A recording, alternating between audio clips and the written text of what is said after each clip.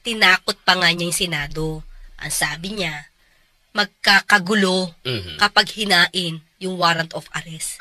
Malaking kapulungan, yung sinasabi nilang pag-issue ng subpoena at warrant, siyempre po, malaking gulo ito. Kasi sinabi na po ni Pastor na hindi siya pupunta. So ano po ito? Palalakihin ba natin ito?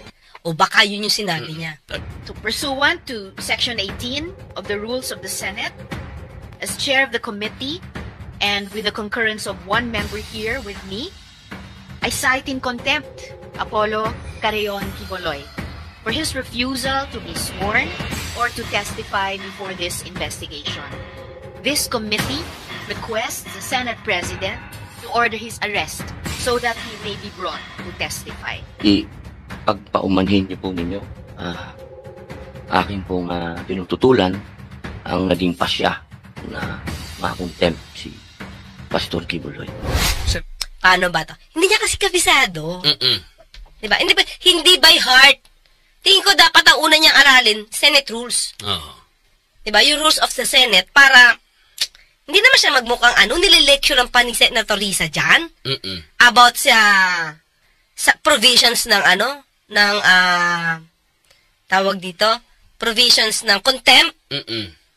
Sa pagtanggap po ng aking objection. Maraming salamat po. At sa 7 araw po. May 7 araw po ang majority Ilan of the po members of the committee Majority. Opo, na gawing formal itong pag-object sa ruling ng chair holding Pastor Quiboloy in contempt. Pag sinabi po ba ginang tagapangulo, ito po ba yung membro natin? Apo, sila. Tama po, Sen. Robin. Ito po yung majority of the members of the Committee on Women.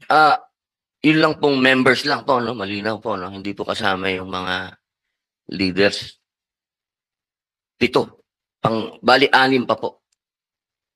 Ang nakalagay po sa Section 18, contempt, ay a majority of all the members of the committee. Okay po. Maraming salamat po ulit. Maraming salamat po. Afwan, Sen. Robin. So, Miss Renita, na online pa po kayo? Kung paano, dapat alam niya na yan. Dapat binabasa mo na yan. The problem is... Yun, ang reaksyon ni Attorney Claire Castro, mga kapatid, inulan ng batikos si idol niyo, bad boy, Senador Robin Padilla, dahil sa ipinakita niya na asal sa isinagawang Senate hearing. Una,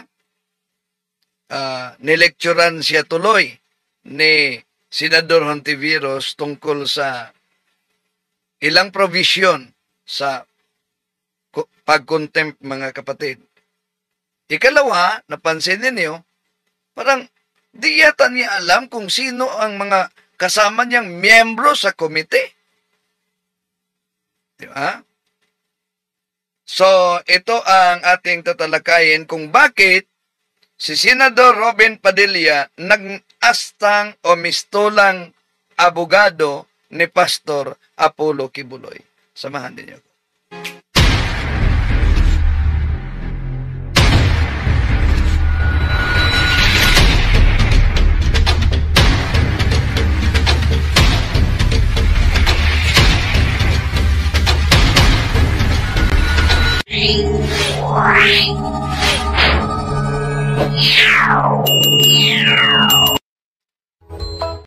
Kumusta? Welcome sa lahat nating mga kapatid na sumusubaybay ngayon. Itong inyong lingkod, Brad Wendell Talibong, magkasama ninyo sa pagkakataong ito. Magsagawa tayo ng reaction video tungkol sa reaction din ng abogadong si Attorney Claire Castro kay Senador Robin Padilla. At kung bago lang kayo sa ating channel, inanyayahan natin na mag-subscribe. At kung bago lang kayo napadaan sa channel na ito, huwag kalimutan din mag-like, huwag kalimutan na mag-subscribe at pindutin ang bell button para updated kayo, mag-comment at i-share ninyo mga kapatid. So di na natin patatagalin pa. Ito, kung napansin ninyo, ang una, nandun si Senador Coco Pimentel. Siya lang ang nag-iisang kasama sa chairman na si Senador Risa Hontiveros. Saan naman yung mga matatapang na senador tulad nila na Senador Ronald Bato, Senador Tulfo, at si Senador Robin Padilla na muntik ng manapal ng isang barangay captain sa isang hearing kaugnay sa kaso ni Nanay LV, kung maalala ninyo yan. Huli na si Senador Robin Padilla, pero humiling siya ng break agad. At nang pumasok na si Senador Robin Padilla, napansin ninyo, wala na si Senador Coco Pimentel. So, ang pagdalo ni Senador Coco Pimentel, kahit hindi siya nagtanong, isang malaking suporta para ma-contempt si Pastor Apollo Kibuloy. Dahil sa ruling pala nila sa Senado na kailangan kahit isa na kasama para maibaba yung contempt sa idineklarang contempt sa isang taong nag-isnab. Inimbita, ngunit tinabla ang imbitasyon. So, kailangan yung isa. Kaya, nandun ang presensya ni Senador Coco Pimentel. At dahil diyan, talagang napatawa ng contempt si Pastor Apollo Kibuloy. Ngunit, huli nang nakaabot si Senador Padilla, ang kanyang layunin ay kanyang i-object, kanyang naghayag siya sa pagtutol na makontempt yung kaibigan niyang pastor. Nagmistula agad na siya'y abogado nito.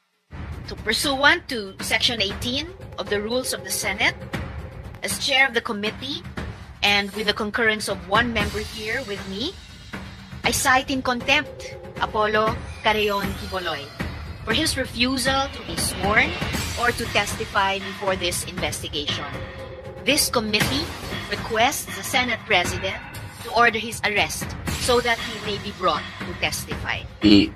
Pagpaumanhin niyo po ninyo, akin pong pinututulan ang naging pasya na makontempt si Pastor Kibuloy. So, basta nagpahayag lang siya na tinututulan niya. Di na siya nagpahayag ng reason bakit tinututulan niya na i-contempt. Di na rin siya nagtanong sa mga inimbita doon. Maituring ba nating nag-walk out siya? Matapos inihayag niya ang pagtutol, yon, umalis. Ibig sabihin, huling dumating, unang umalis. Basta lang, maihayag niya yung pag-contempt. Kaya, nalikturan tuloy siya ni Senador Risa Hontiveros, mga kapatid. Okay.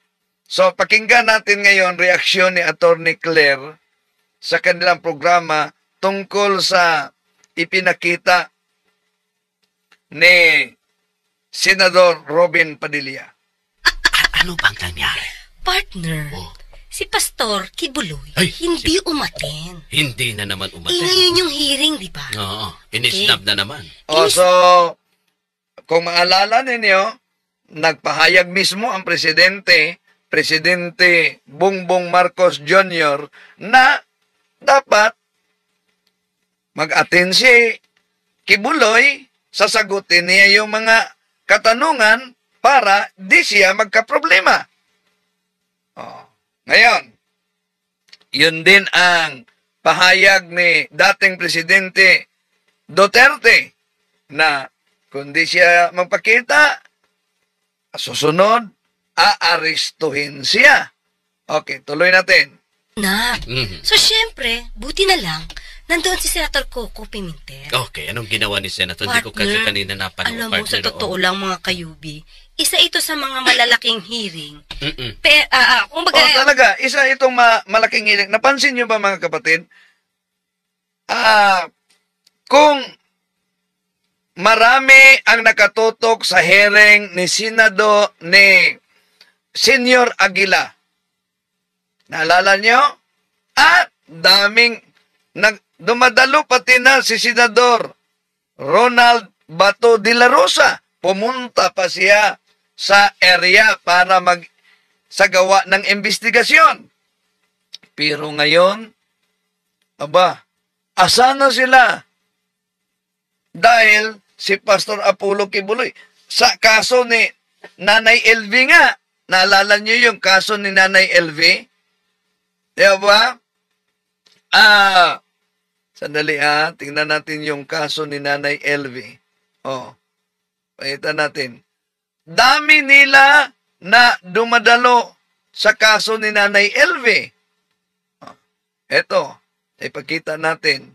At muntik nang sasapakin ni Senador Robin Padilla yung barangay kapitan. Sabi nila, nagnakaw po ako doon. Nagsalita ka po, Nay. Opo. Chairman, nagsalita.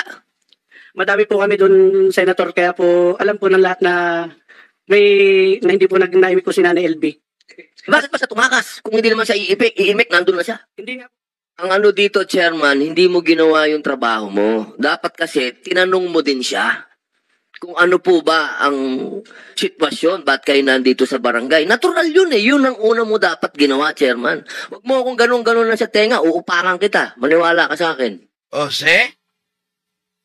Ang kaso nito na naidulog sa Senado dahil si Nanay LV ay inaccused. Ngayon, pag dating kay Pastor Apollo Kibuloy, bakit mismo si Senador Robin Padilla na nanawagan, huwag na natin itong palakihin. Sabi nga ni Pastor Kibuloy, di siya dadalo. Okay, tuloy natin mga kapatid. Kumaga controversial issue. Pero, hinahayaan talaga nila mag-isa. Si Senator, Coco? Risa. Senator Risa. Buti, sinamahan siya ni Senator Coco. Oo. Ang tingin ko, ang purpose ng pagsama niya is para makapag-order makapag-cite in contempt. Yan. Dahil kung wala, nag-iisa lang si Senador Risa, di pwedeng maihayag niya ang cite in contempt versus kay Kibuloy. Kaya nga, yung ibang mga miyembro, di napakita. Huli na din si Binoy na dumating. So, tuloy natin. Itong si Senator Risa, kasi kailangan ng isang miyembro. Okay. Kasi pag isa lang, wala. Wala. Oo. Diba? So, mahirap. feel ko yun yung reason. Oo. Kasi di ba wala nga umaaten. So, nandoon ngayon, sinamahan siya ni Senator Coco. Pero si Senator Coco, hindi naman siya nagtanong or what. Basta so, sinamahan siya para maihayag yung proper procedure sa pag-contempt kay Pastor Apollo Kibuloy. Upo lang siya. Sinamahan niya si Senator Risa. So, with the nung meron ng isang miyembro na nag-agree sa kanya na ma-cite in contempt, kumbaga nag-second demotion partner, na partner, na cite in contempt si Pastor Kibuloy, At nagre-request na siya na ma-issue ang warrant of arrest. Madaling-madali na lang umiwas sa mga hearing ng Blue Ribbon sa mga Tama, no? Kung ang argumento kasi ng karamihan sa mga supporters, lalo na ni Pastor Kibuloy, haharapin lang niya ang kaso niya sa korte. Hindi po ba kahit pa presidente, may presidente na dumaan sa Senado in aid of legislation? May mga general na dumaan at hindi lang yan. Kung maalala ninyo, may mga obispo na kaugnay yung mga obispo na humihingi ng sasakyan sa PCSO noon dahil ang istorya noon, yung nagiging chairman ng PCSO ay isang babae, yung anak niya na miyembro ng Freemasonry ay hindi na ikasal sa isang simbahan, kaya may galit. Yon, nakita yung dokumento, sino mga obispo ang humihingi ng sasakyan doon sa PCSO. Yon, sandali muna, may tawag. Yon, isinapubliko. Kaya, tinatawag sila sa Senado. At sa news pa niyan, naging kasali pa ang Archdiocese of Osamis na humihingi daw. Pero ang totoo, walang hinihingi ang Archdiocese sa Osamis. Kaya nandun sa news na ginagamit daw namin na sasakyan sa aming radio station. Kaya nga, nang tinanong ako doon sa Maynila, sabi ko na ang sasakyan namin sa radio station, crosswind. Ano ibig sabihin ng crosswind? Crosswind motor, koros-koros kasi ang hangin. Hindi totoo yung. Pero yung mga obispo na nakahingi, marami yung mga obispo na yun, dumaan talaga sa Senate hearing in aid of legislation, isinauli pa yung mga sasakyan. Sinabi ba ng mga obispo, doon na lang sa korte, tulad sa sinabi ni Pastor Apollo Kibuloy? Napansin niyo mga kapatid, kung hindi nangyari itong hearing na ito, di natin malaman, di natin alam, na may mga kaso pa lang na ibasura na sa Piskalya sa Davao. Di ba? At di natin alam na yung mga kaso na naibasura ay nakabinbin matagal ng panahon sa Department of Justice. Sa pamamagitan ng hearing na ito, yon ang nakatulog na mga kaso sa Department of Justice ay biglang gumising. Lalo na nang sinabi ni Pastor Apollo Kibuloy, totoo ba, Presidente Marcos, na nagsasyabu kayo dyan sa Malacanang, nagsagawa kayo ng voodoo, yung occult practices, parang aswangin ninyo ako at ang inyong mga kalaban? O yun, lumabas tuloy ang nakatulog na kaso, mga kapatid. Kaya, nag-aksyon agad ang DOJ. So, maliban na itong kasong ito ay ipatuloy na isumite sa korte sa Davao at meron ding sa Pasig. Okay, tuloy muna natin. Opisyal, sa mga investigasyon ng Public Order Committee, sa mga sangkot sa mga krimen. Hindi po obrang ganitong mga excuse. To pursuant to Section 18 of the Rules of the Senate, as chair of the committee, and with the concurrence of one member here... Okay, Akaburnok pala. Shout out daw kay Pastor Apollo Kibuloy. ...with me, I cite in contempt Apollo Carreon Kibuloy for his refusal to be sworn or to testify before this investigation. This committee requests the Senate President to order his arrest so that he may be brought to testify. Oo. O di okay na, partner. Okay na sana, di ba? Ang sabi kasi ni Senator Risa, Bakit kailangan yun? Kasi meron Ang narinig ninyo ay si Attorney Claire Castro. naman sila talagang power to set in contempt. Abusong-abuso nga to ng ibang senador. Oo nga. Diba? Abuso to, partner. Pag hindi nagsalita ng tama sa pandinig nila, kulong. Oo. Diba? Pero dito, bakit wala? Yan, bakit wala yung mga miyembro? Bakit nag-iisa lang na nagtanong si Senador Risa Hontiveros kung sa palagay nila, lalo na yung sinabi ni Senador Robin Padilla na may mga witnesses na nagsasabi na pahayag pagkatapos sa ilang araw, binago na naman. Ito na ang pagkakataon niya para i-cross-examine niya. Hanapan niya ng butas kung ito ba'y nagsasabi ng totoo.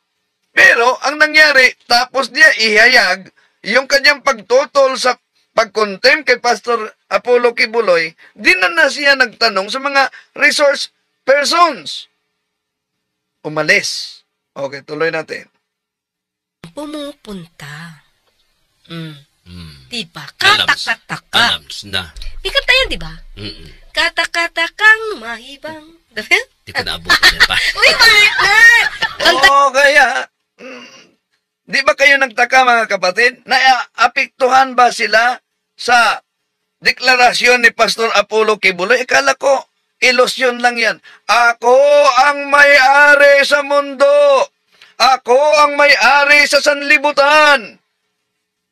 Huwag mong sabihin, kailangan pang ideklara ni Pastor Apollo Kibuloy, ako ang may-ari sa mga senador na ito. Okay, tuloy natin. Nung elementary para sa, anong kanta? Hindi ko natatanda. Yung Pilipiniana, kasi yun naman mga old songs, Pilipiniana. Sino may alam nito dyan? Katakatakang mahibang ang katulad parang ang kumakanta niyan ata si Silvia Latore ba yun? Silvia Latore. Pero hindi ko naabutan yan, partner. Natitig lang natin sila, partner ko naman. Huwag naman ganyan. Wala naman laglagan, partner. Hindi ko na. So, katakataka. Katakataka. Bakit wala? Walang iba. Oo. Di ba kayo nagtaka? Mula sa unang hearing, pangalawang hearing, pangatlong hearing. Asa na sila? Bakit daming nag-attend sa panahon ni Senior Aguila? Kaya nga, nag-contempt pa sila. Dahil, sabi nila, di daw nagsasabi ng totoo. So, nakulong tuloy. Okay, tuloy natin. Ilan pang hearing na bakit ka to, ba wala? partner? Baka siguro may ibang hearing din na ina-attend ng partner. Kaya, Iwasan nila. Feel ko. Malakas ang kutob ko. Kasi ang daming mga din ang dami ding mga issue dyan sa Senado ngayon Nandyan pa yung Chacha, di ba? Ano pa ba? Yung increase. Partner. Dami-daming issue. Maliban sa charter change, mga kapatid, yung pinipirma, iwan ko kung nakarating na ba sa inyo, yung lalapit na gustong palagda para sa pagbabago sa saligang batas natin. Pero, isang panluloko dahil dito sa amin, mga kapatid, yung paglagda, ang sabi nila, for the development of barangay daw. Yun ang sinabi. Wala namang bayad. Iwan ko sa ibang lugar kung totoo ba yung napaulat na may ibibigay sa mga lumalagda, no? So, daming issue. Pero, itong issue ni Pastor Apollo Kibuloy, kung para sa nila ni Senador Robin Padilla, no, ay malaking issue na dapat talakayin sa Senado yung nangyari kay Nanay LV na pinatawag nila yung amo, pinatawag nila yung pulis, pinatawag nila ang kapitan. Itong issue kay Pastor Apollo Kibuloy na hindi lang dito sa ating bansa, ngayon pumutok, meron pang iba't ibang bahagi sa ibang bansa. No?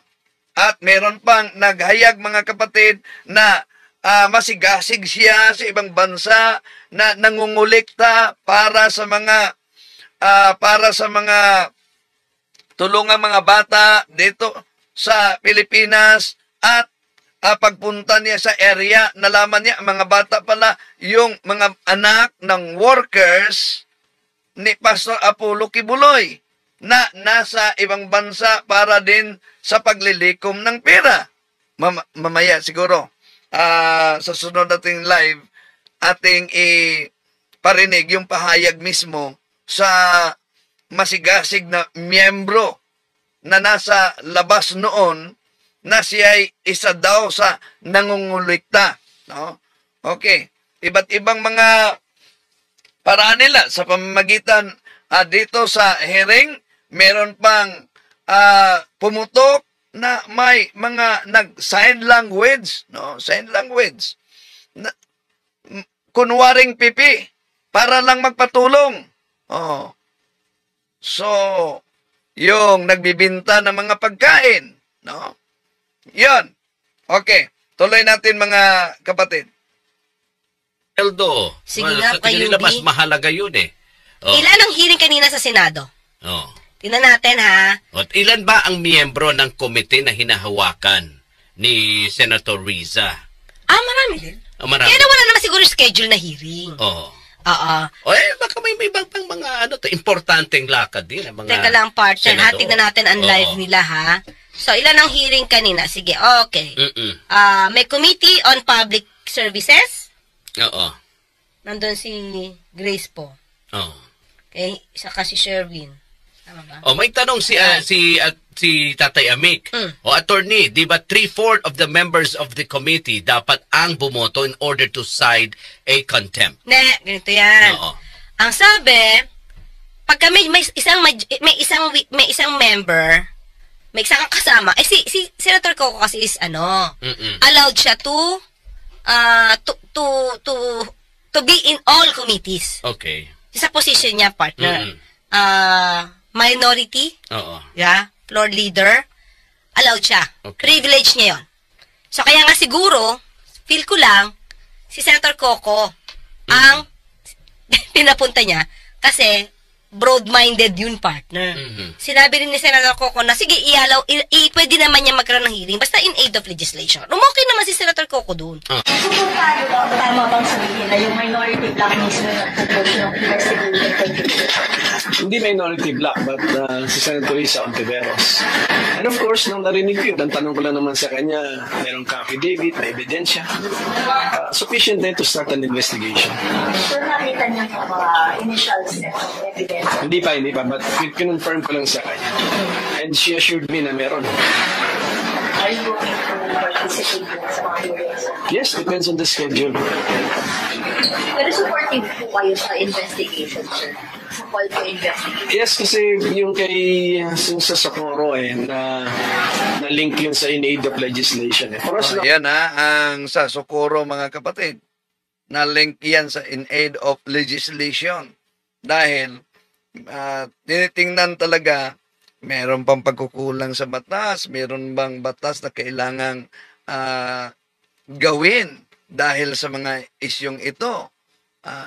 Lalo na yung mga volunteers daw sa ministry na pinipilit.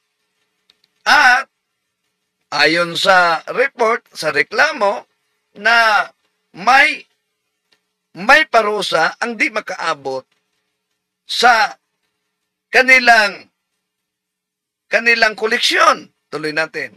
it's in aid of legislation. It's not about solving a crime. Kasi mahirapan kami yun if we have to solve the crime. So, ibig sabihin, alam naman niya kung ano yung purpose ni Senator Riza. Now, para ito, di ba na-order na eh. May isang member na eh. Para ito mabaliktad, kailangan na majority vote ng members ng committee. So, ngayon, okay, so yun na. Kapag order na. Ang ginawa, ayun, partner, maraming witnesses, maraming nagtetestigo. Maraming nagsasabi ng kanilang mga naging experience. Biglang, wala na si Coco, partner. Malis na si Senator Coco. Siguro yung kanyang purpose is na-serve na. Kasi mayroon pa siya ibang hearing na pinuntahan. Ilan ba ang hearing ngayon? Teka lang, ha? May Committee on Women, ayong kay Senator Risa, Committee on Environment, Natural Resources, Committee on Constitutional Amendments, 1, 2, 3, 4 lang. Diba? Committee on Public Services. Partner, bakit yung iba? Yung iba, ito ha, dito may may talent dito eh. Si Senator Raffy. Pag controversial yung isa sa kabila, pupunta doon. Yun. Talaga. No? Tapos magre-request na pwede siyang unahin. Tapos pupunta siya sa kabila. Pag may controversial din doon. Pero dito, wala din. Hindi ko alam kung saan siya umaten.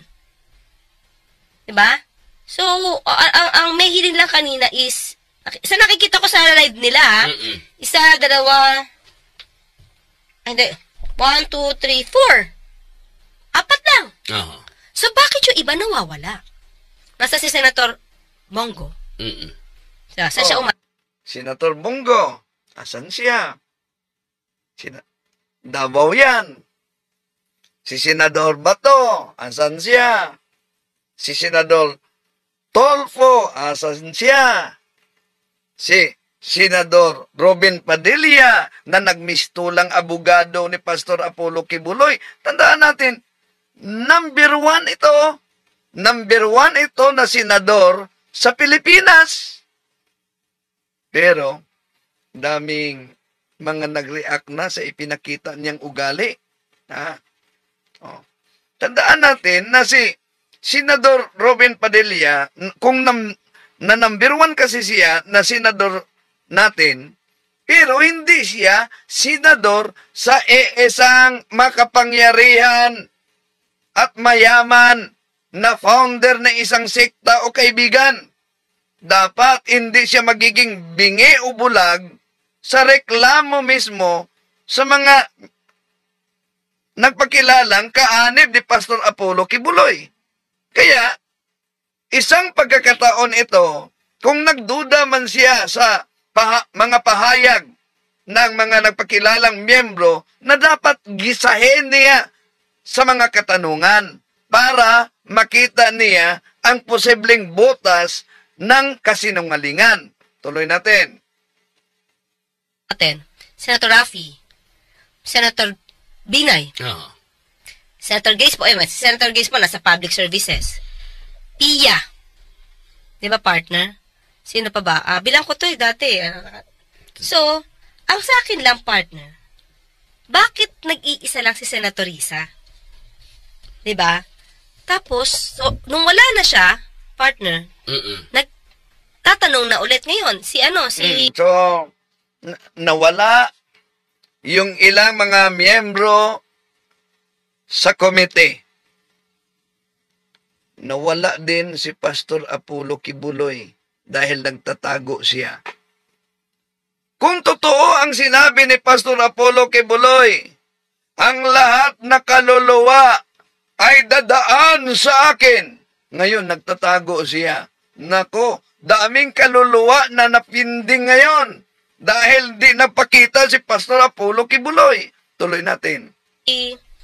Si Senator Risa sa mga resource persons niya, partner. Dumating bigla, humataw tong si Senator Robin. Only for the purpose of objecting doon sa pag-cite in contempt ni Pastor Kibuloy. Pagpaumanhin niyo po ninyo, aking pong tinututulan ang naging pasya na makontempt si Pastor Kibuloy. With all due respect, ma'am. Well noted po ng Chair ang objection ni Sen. Robin sa ruling ng Chair holding Pastor Kibuloy in contempt. Meron naman po tayong gabay mula sa ating rules, Section 18. Ito po yung Rules of Procedure Governing Inquiries in Aid of Legislation. So yung Section 18 po tungkol sa contempt, nakalagay po doon, a majority of all the members of the committee may, however, reverse or modify the aforesaid order of contempt within 7 days. So, well noted. Sukran, Sen. Robin. Maraming salamat po, ginang tagapangulo. At gusto ko lamang pong malaman ng mga panauhin natin at ng mga sumusubaybay po sa mga ganap na ito. Ang aking pong mga kadahilanan para humingi ng una ng pagpapakumbaba at ang karapatan ng pag-object. Hindi Yun ang dahilan ha. Yun ang dahilan bakit nag-object siya. Pagkumbaba ang karapatan sa pag-object. Pag si Pastor Apollo Kibuloy, di po ba nauna nang sinabi niya, huwag na nating palakihin. Ngayon, isa sa mga dahilan bakit nag-object siya, pagpakumbaba daw. Okay, tuloy natin. Ayon. Napag-usapan po namin ito ng mahal na senadora na aking pong ginagalang sinasagaduhan at palagi ang nagpupugay sa kanyang mga ipinaglalaban. Ako po ay nagpapasalamat muli sa inyo, mahal na ginang tagapangulo, sa pagtanggap po ng aking objection. Bago niya sinabi to, nakipag-usap siya, naghingi siya ng break dito kay kay Senator Riza. Okay. Diba? Tapos, sila nag-usap. Tingin ko, ayaw niya madinig ng ibang tao kung ano yung purpose niya. So, partner? Closed door to. Hindi, nandun sila. Nandun sila Wala, lang. kumbaga Karoon muna ng break. nag-break lang. Oo. Tapos, parang makikita mo sa camera na kinakausap niya si Senator Riza. Okay. Siguro nag-reason out siya. Diba? Sa interview nga, meron yung pakiusap niya sa interview na sana tapusin na natin itong hearing na ito. Hindi na natin palalakihin pa. Binanggit na ni Senator Riza na nag-object, naghain ng objection, itong si Senator Robin. Because Senator Robin is a member of the committee. Partner. Diba? So, syempre, sa Senate naman, pwede naman yun. Diba? Kaya lang sa akin lang, partner. Sabi mo, dati, ikaw ay magpa-participate. Sabi niya yung partner, sabi yan, sa unang interview pa lang, di pa nagsimula yung hearing. Kini-question na niya ang mga witnesses, na yung mga witnesses daw ay alam na umano sa Senado, pwedeng magsabi ngayon, pabago-bago na naman sa sunod na araw. Kaya sabi niya, yung mga witnesses, yung mga nagreklamo, ang dapat imbestigahan. Aba? Pinag-aralan kaya ni idol ninyo, Senador Robin Padilla, yung pahayag niya na ang nagreklamo ang dapat imbestigahan? Sa isang interview? Kaso nagkano yung kay Pastor? Paano? So yung parang ICC din. Sunod-sunuran na naman tayo sa dayuhan. Kailangan natin imbestigahan yung mga witness kung sila ba yung nagsasabi ng totoo. Kasi dito, ang tagal naman ninyong nanonood na rin ng hearing dito. So, kailangang imbestigahan ang mga witnesses kung nagsasabi ng totoo. Ang tanong, pahayag ito, di pa nagsimula ang hearing. Yun pang plano pa lang na magsagawa ng hearing. Nakapreskon pa lang si Senador Risa Ontiveros. Ngayon, hearing na. Unang hearing, absent si Senador Padilla. Ikalawang hearing, present siya, pero nagmisto lang abogado, dinipinsahan niya kung ano ang pagkilala niya kay Pastor Apollo Kibuloy. Di daw umano humihingi ng pera. Panahon na yon para mag-participate siya sa sabi niya, mag-participate siya kung duda talaga siya sa pahayag sa mga nagreklamo. Panahon na yon na i-cross-examine niya yung mga nagreklamo para mahanapan niya ng butas kung ito'y nagsasabi ba ng katotohanan o kasinungalingan. Okay, tuloy natin. Konti ang witness na nagsasabi ng totoo dito. Ang hirap na rin maniwala dito eh. Magsasabi ng statement ngayon, kinabukasan, iba na yung statement. Oo, siyempre. Kailangan kong Kailangan kong mag-participate doon. Tingnan ko kung saan galing yung witness na yan. Kasi una, binanatan niya yung, bakit Bakit pa natin to didinggin? Ano na naman to? Sa US na naman to? Ano to? Parang ICC? O, di ba? Sabi pa niya, ganito, partner. Alam mo naman, ang mga resource persons sa Senado, marami na sinungaling. O, di ba? Mga kayubi, doon pa lang sa pagsabi niya, na marami na sinungaling, minsan masabihin ganito, kinabukasan ng iba. Bakit pa kayo nagko-conduct ng Senate hearing in aid of legislation? Kung yan din lang ang paniniwala mo na lahat halos ng resource persons dyan ay sinungaling. Wala Yan. Kahit na yung kaso ni Nanay LV na ina-accuse yang ng nakaw, pwede naman yung diretso sa korte, pero bakit dinaan pa sa Senado? At inimbitahan, ang daming inimbitahan, pulis, amo, barangay kapitan na muntik ng sapalin.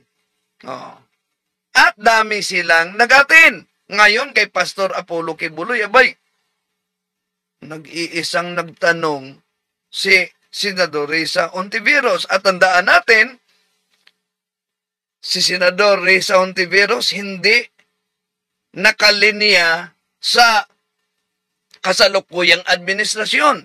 Ika nga, nasa oposisyon siya. Pero, yung nasa administrasyon, ang tinitira ni Pastor Apollo Kibuloy, lalo na ang presidente. Ngunit, si Senador Risa Hontiveros, siya ang nagsagawa ng investigasyon, iniwan siya nitong ilang mga miyembro sa komite dahil di nagpakita. Walang tiwala. Diba? Oo.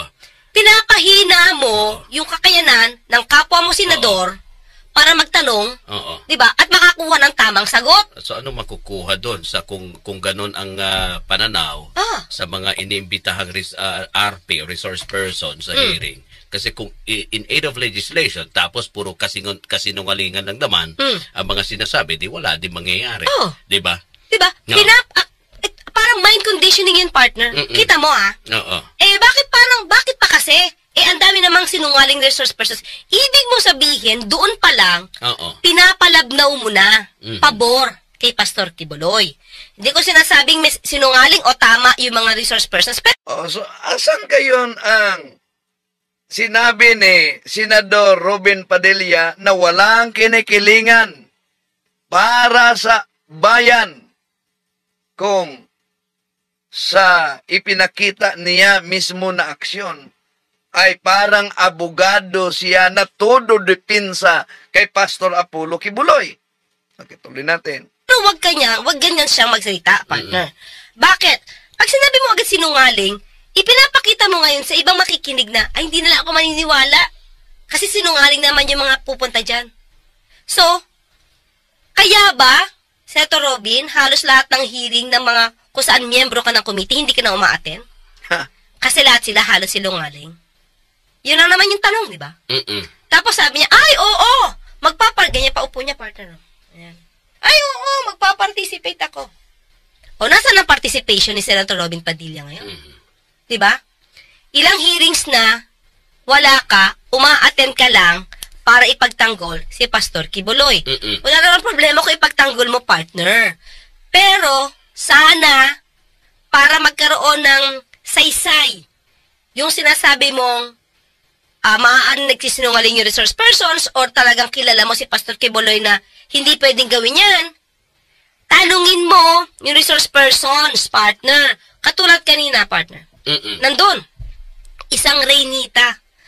Nagsasabi siya, kasi pati nanay niya miyembro, kaya yung loyalty na kay Pastor Kibuloy. In the beginning, actually, to be honest, I was not shaken with the giving. Kasi, parang sa kaluma-lumaan po na member po ako from my nanay, very believe po kami kay Pastor. And kahit pobre, talagang naniniwala kami sa kanya. Talagang, okay, I commit again to be involved in the ministry. They again asked me like $2,004. And so I did it. And on top of that, ginawa nila akong leader for some kind of like work. Trabaho niyo dyan? What do you do, ma'am? Domestic worker. I have to get like my earning of $204. On top of that, apart from giving your 10% of your income plus the offering. And when you become really committed, So, maliban sa 10% ng iyong income, meron pang mga abuluyan. Abuluyan. So, kaya nga, sa laki ng abuluyan, sa Cebuano pa, pwede itong magiging PBMA. Ano yung PBMA? Pastor Burot Mimbro Alaot. Okay, tuloy natin. because when they say that you are very committed in giving, they will make it like, they turn it around. Like, your tithe is going to be 90%, not just 10%. Because they said, tithe is the sheets, and then the offering is the land that you have to sow. So the more tithes you will give, the more blessings you will get. So, Tapos, itong mga miyembro na to, partner, halos wala ng tulog kasi sa umaga, parang hihingi ng ayuda, trabaho. Sa gabi, magbibenta ng kakanin. Sa mga pub house, mga nightclubs. but then one of the administrator, I believe, she stands as an employer, stated on that apartment that she lives there, and then she hired a couple as her domestic helper, one of the full-time worker. Naalala ko pala, may grupo ng mga dalaga na yon, no? Puro mga babae, pumunta sa bahay. Sabi nila, Sir, hingi po kami ng tulong para po sa mga activity natin sa simbahan para sa youth. Para sa mga youth, umano. Kaya nga, sabi ko sa kanila, ano religion ninyo? Sabi nila, Katoliko po kami, sir. Katoliko po umano sila. Katoliko pala kayo. Kaya tinanong ko, sino ba ang obispo dito sa Osamis? Sabi nila, abay, sa Iligan po kami, sir. Sa Iligan po kami. Kaya di namin kilala ang obispo dito sa Osamis. Ganon ba? Sino po ba ang obispo sa Iligan? Sabi ng isang dalaga na nagsusolicit. Abay, di naman importante yung religion, sir. Sagot ko, abay, di kayo mga Katoliko, ha? Nagkunwari lang kayong Katoliko. Duda ako, mga kaanib kayo ni Pastor Apollo Kibuloy. So, tuloy natin. That's how clever they are. I can't believe it na makaka-operate sila na ganun. Which is Singapore is very, very strict.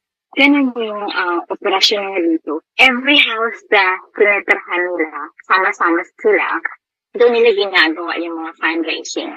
Yung mga pakanin, yung mga paninda nila, kahit kahit halos hindi sila matutulog eh.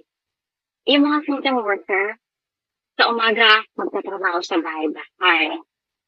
Sa gabi, magtitinda sila. They're going on pubs, every pubs. Para magkunga din.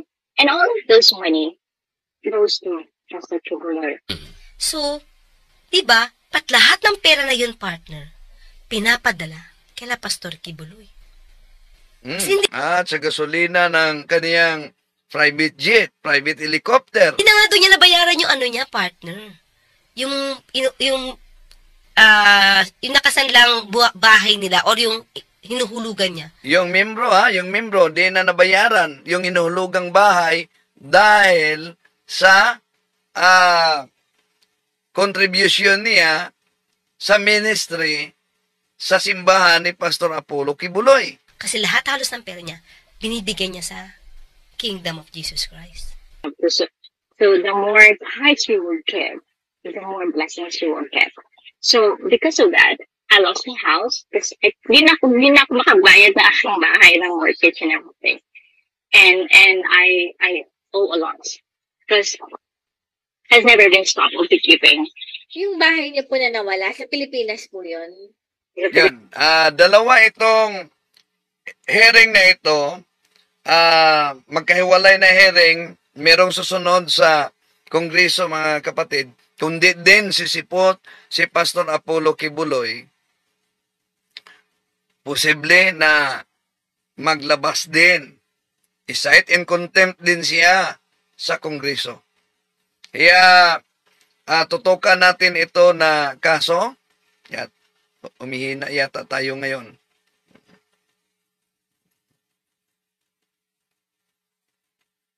Okay. Biglang nawala yung internet natin. Umihina tayo. Okay. Buti na lang bumalik. So, anong masasabi ninyo? Anong masasabi ninyo sa numero 1 na senador sa ipinakita niya sa hearing na nagmistola abogado mismo ni Pastor Apollo Kibuloy? Pwede niya sana, dahil kaibigan sila, pwede niya sana na mahikayat yung kaibigan niya na si Pastor at nagiging supporter niya na si Pastor Apollo Kibuloy na pwede niyang hikayatin na dumalo sa investigasyon sa Committee on Women, Children and Family Relations na ang nagiging chairman ay si Senador Risa Hontiveros. Pero alam niyo, yung una pa lang, gusto na ni Senador Robin Padilla na hubaran ng maskara at magpakilala sa publiko yung mga testigo laban kay Kingdom of Jesus Christ founder Apollo Kibuloy. At sa hearing na ito, meron yung pumutok na may mga miyembro. Yun, di basta-basta ang kasong ito. Bakit? Yung akusasyon na meron ng pinapatay, mabigat yon. Kung yon ang umabot na sa punto batay sa investigasyon, ang tanong, saan na ba ngayon si Senador Bungo, si Senador Bato? Bakit wala sila? At asan na kaya? Kung maalala ninyo, magbibigay daw siya ng reward 1,000 pesos si Pastor Apollo Kibuloy kung sino man ang makapagturo sa kanyang kinaroroonan. Basta sabi niya, protected daw siya. Protected daw siya sa mga ibong maitim. Bakit maitim? Di po ba sa horror movies, yung ibong maitim ay sumisimbolo sa demonyo? Kung sa Espiritu Santo, kalapating puti yun. Kung si Pastor Apollo Kibuloy palaging nagtatago at hindi lalabas para harapin itong investigasyon, Kongreso at Senado, paano na yung sinabi niya, lahat na kaluluwa dadaan sa akin, ako ang magpirma, maglagda sa inyo para makapasok kayo sa kaharian sa langit. Abay, nagtago siya ngayon. Daming kaluluwang napinding na pala. Mga kapatid, patuloy nating tutukan ito na kaso. Walang pagkakaiba ito sa kay Senyor Aguila. At sa iba pang mga siktang nagsusulputan ngayon, lalo na itong kay Pastor Apollo Kibuloy. Kung saan man si Pastor Apollo Kibuloy at lalabas ba yung warrant of arrest niya dahil natagalan ang paglabas sa supina, kung maalala ninyo, kaya isinapubliko sa investigasyon, sa press conference, at matapos ito na bulabog sa press conference, yon nalagdaan ni Senate President Meg Zubiri ang supina. Tanong, malagdaan kaya niya ang warrant of arrest? Pag mailabas ang warrant of arrest, meron bang isagawang raid na doon mismo sa Davao? Abangan ang susunod na kabatata. Maraming salamat. Hanggang sa muli. Ito yun lingkod. To make his message known is our responsibility. So here we are to pledge our lives to the Lord.